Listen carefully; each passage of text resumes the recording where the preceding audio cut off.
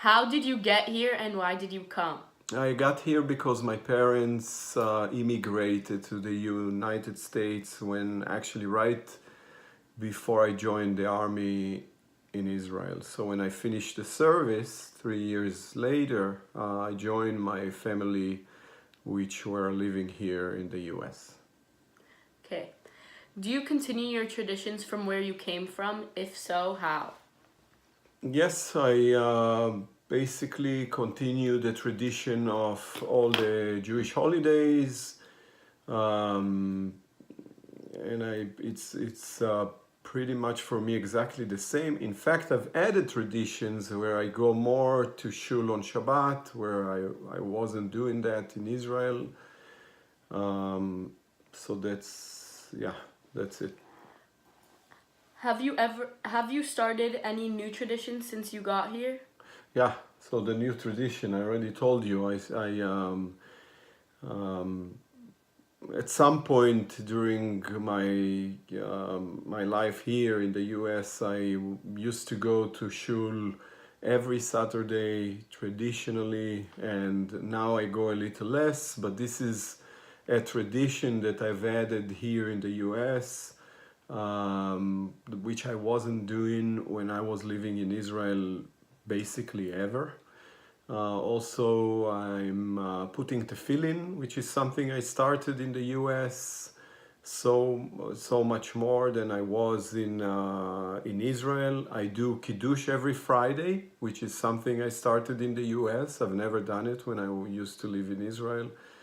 So yeah, I grew a lot of new traditions, I feel like. Okay. Would you ever go back? One day, my lifetime dream actually is to find a way to live a few months in Israel and a few months here. Israel has a very humid summer, which to me is very hard and uncomfortable. So I would, if I had my choice, or I could just write my perfect life as a story, I think the story would be to live 6 months in Israel or maybe 4 months in Israel and the rest of the time here in Los Angeles. What are your thoughts on the current immigration laws being changed and how do they affect you? So I have mixed feelings about the immigration law. It doesn't so much pertain to me because my parents have taken care of my green card and subsequently my citizenship early on, before I even came here. So I was never struggling with the immigration laws here. However, I hear from a lot of my employees and people I know how difficult it become. Again, I have mixed feelings about that because I feel like the borders in the US are too wide open. So we have a very high quantity of populations that is illegal, which I don't think in a country like the US we should have that. But on the other hand, it's very difficult to correct in this stage, as there are so many millions of them who have raised families and have go on with their life with their illegal status, and they have ties as children and family members, and today to come and fix it, I agree that it should be fixed in a way, but I have a very difficult time agreeing in the way it should be fixed, because it's hard to take parents away from their children, and it just become a very complicated issue. So, but again, it doesn't pertain to me, thankfully. Okay, what was the first thing you did when you got to America? In the first week that I came to America, my father exhibited in a trade show in Chicago. So I flew to Los Angeles, and then my father was kind enough to actually take me as a helper to help them in the trade show and start seeing what the US is like. It was a tremendous, first week shock for me, I would say, but a very interesting introduction into the business world, and very thankful for that. And it's something I will never forget. How did you make a living once you came to America? So my story in America is not. It's somewhat to me. Every time I say it, I feel it's a kind of a little bit of a sad story. I came to the U.S.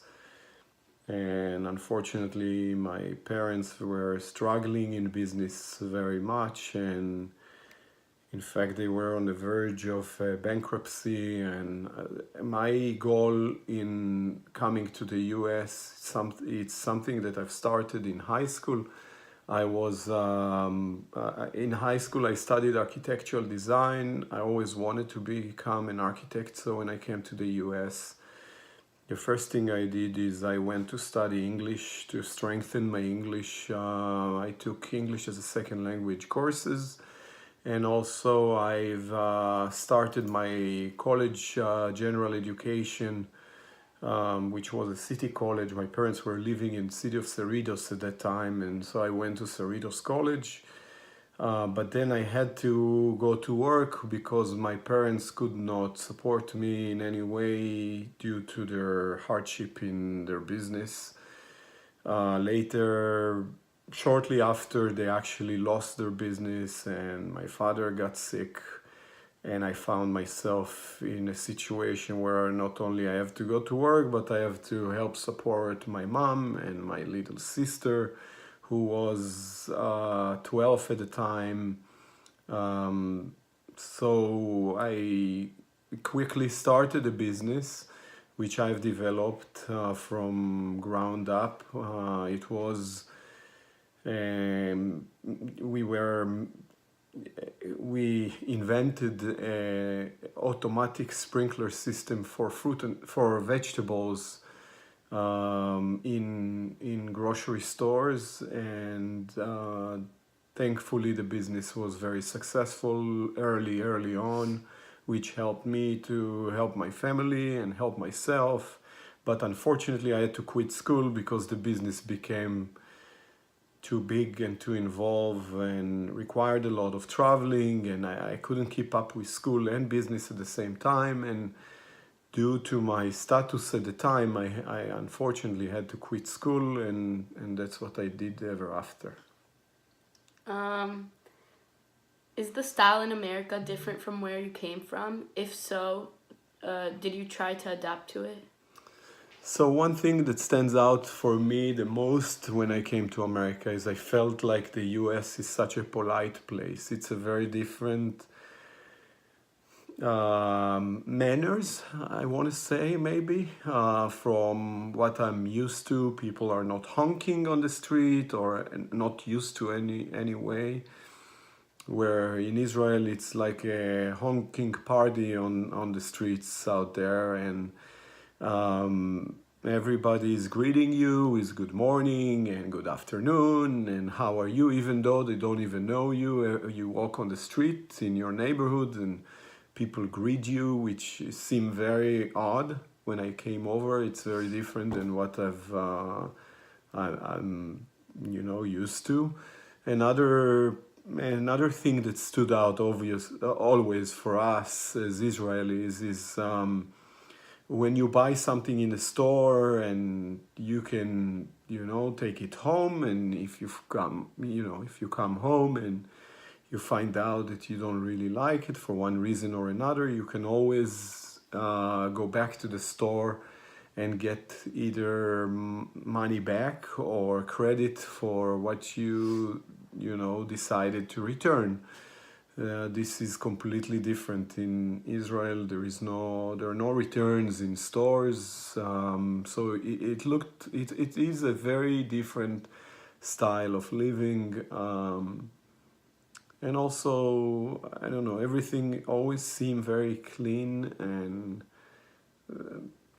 I don't know, very well mannered in almost anywhere you looked.